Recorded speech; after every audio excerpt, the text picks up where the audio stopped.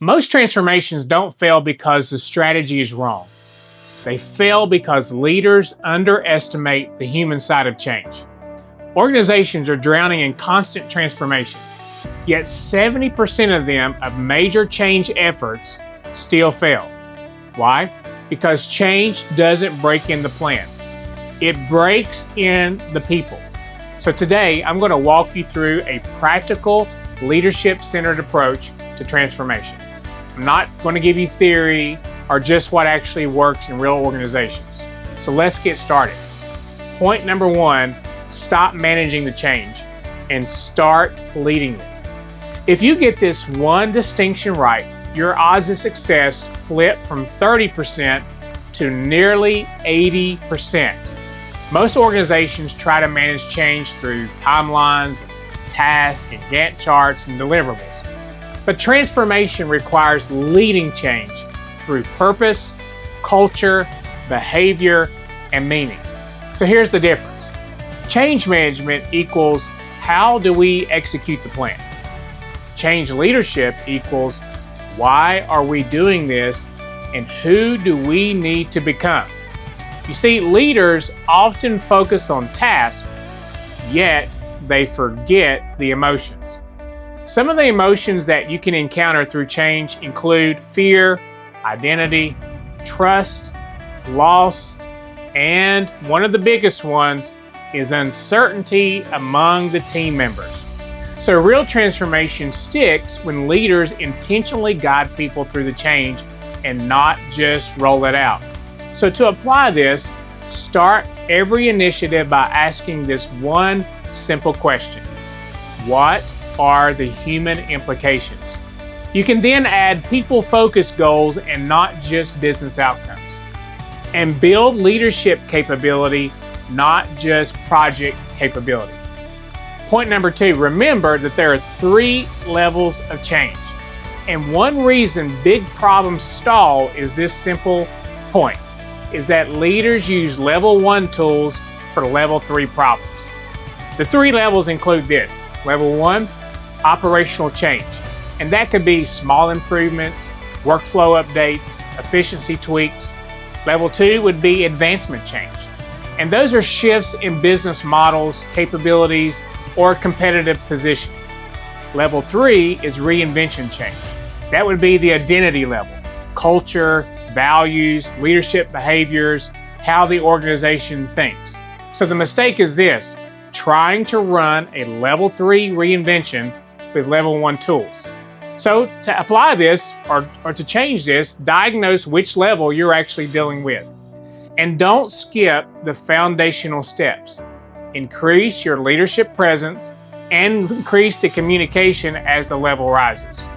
Point number 3, lead from the front. I can't stress that enough. Lead from the front. Employees believe your behavior more than your slide decks.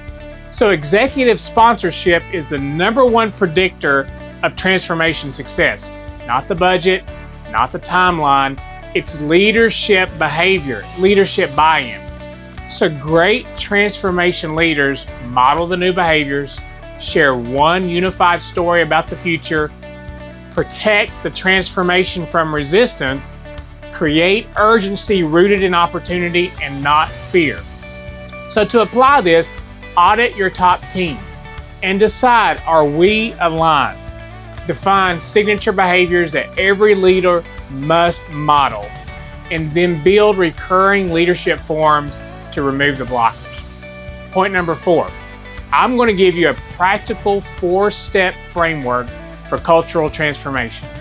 So step 1 is have vision and strategic alignment. Have a clear why, a clear where, and be honest about the gaps. Step number 2, build a guiding coalition. Not just executives, but have a guiding coalition with middle managers and influencers within the organization. Step number 3, assess your change readiness. Look across the culture. Make sure you have leadership alignment, capacity, and the motivation. Step number 4, communicate relentlessly, not once, not twice, but have a rhythm of communication at every single level. So turn your vision into a 1-page narrative that every leader can repeat. Run a readiness assessment before launch, and then create a communication rhythm that leaders will not skip. Point number 5, make the change stick. See, a lot of organizations have early success because that's easy, but sustaining change is where most organizations fail. People don't follow posters, they follow reinforcement. So to make the change stick, align performance metrics with new behaviors. Update your reward system. Some of those are just outdated. Introduce rituals that reinforce the new culture. Audit systems so they don't reward the old way. And ensure the leaders in the organization model the change consistency. That is very important. So to apply this, add a change wins moment in your meetings. Recognize how change is winning, how small progress is being made.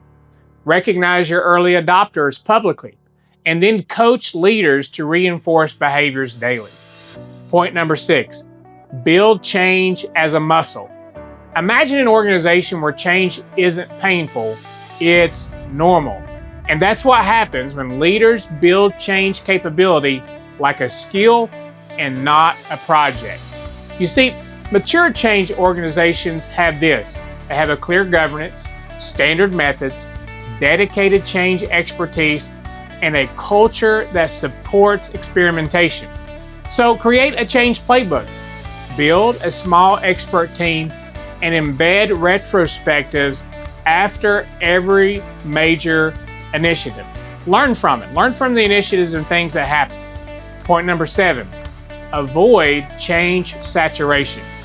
See, there's a point where one more transformation does more harm in an organization than actual good. Change saturation can show up just like this. Burnout among the team. Resistance starts among the team. Team members become disengaged, or they slowly adopt one more change. Leaders often underestimate how much change people can absorb. So think about this. Map all the change initiatives by the team.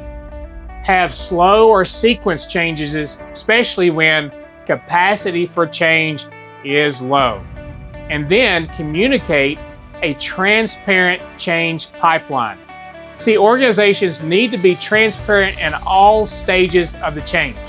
And it's also important to watch early indicators like morale, delays, or resistance patterns. Point number 8, measure what actually matters. If you only track the milestones and budgets, you're going to miss the real story. Culture, behavior, and adoption, that's where the transformation actually lives or dies. So measure the adoption, the collaboration among everyone, the engagement of the team members, the system and the process alignment, and behavior change throughout the organization. To apply some of this, set a simple key performance indicator set, or KPI, and review it as often as operational metrics, and then share the trends transparently with all people impacted. Point number 9, lead with the head and the heart. The most successful transformation leaders share one thing in common. People trust them.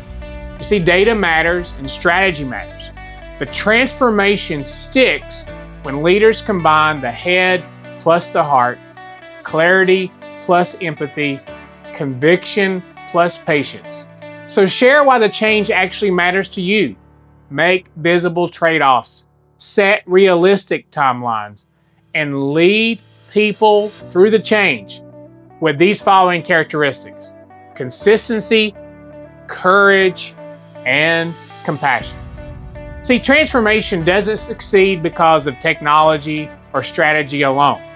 It succeeds when leaders build the capacity for people to adapt and thrive. As we serve together, Dr. Jeff.